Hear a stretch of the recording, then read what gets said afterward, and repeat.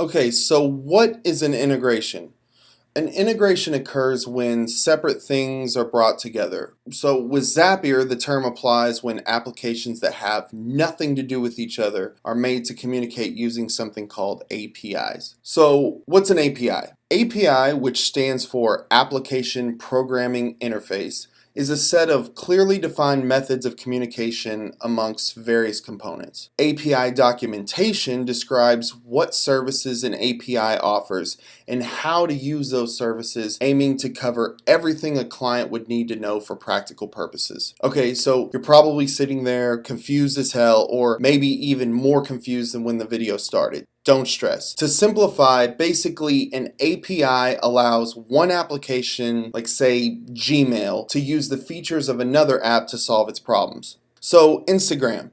Instagram uses an API to access the camera on your phone. Many apps use Facebook's API to log into their site using your information provided by Facebook. And Lyft uses Twilio's API to send text to clients to help them communicate with their drivers, and vice versa. So an app's API is just a set of instructions and rules, sort of like a road and its warning signs, and it's used to help applications communicate with each other. Another term you may hear is an API key.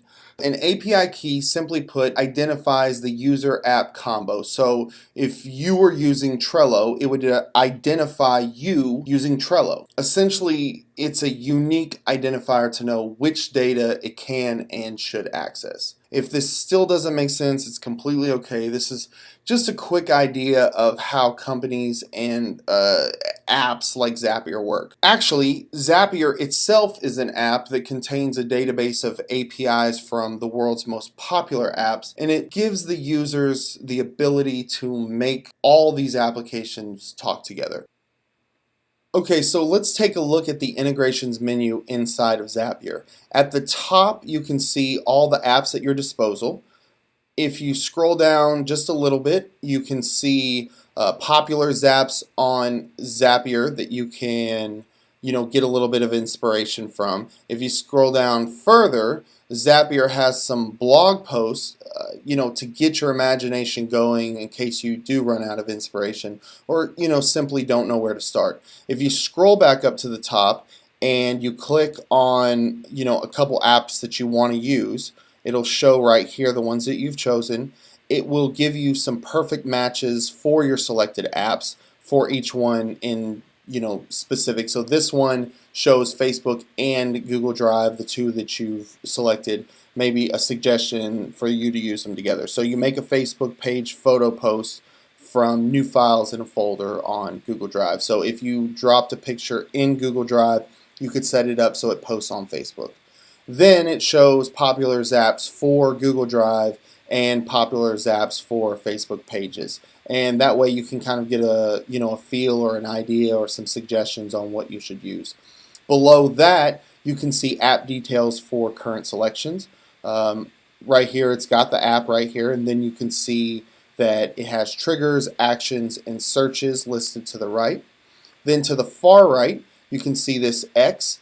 What this X does is basically remove the app from the list. It clears the app so it's no longer shown. On the bottom left-hand side, you can see account connected. So this is already connected, but if it's not connected, it'll say connect account.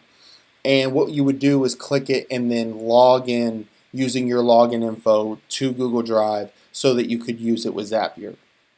Right here, if you click read more, you can it'll take you to the apps overview page and you can learn more about the app. You click here, these three dots, and you see this is reconnect, so if the app needs to be reconnected, if you have new login information, or you're no longer using that app, etc., you can reconnect. If you haven't set it up before, this will say connect account, just like right here. And then this is the X, the same as right here, to clear from list. And then finally, you have the option to make a zap. You can just click this and it would make a zap starting as a trigger with Google Drive.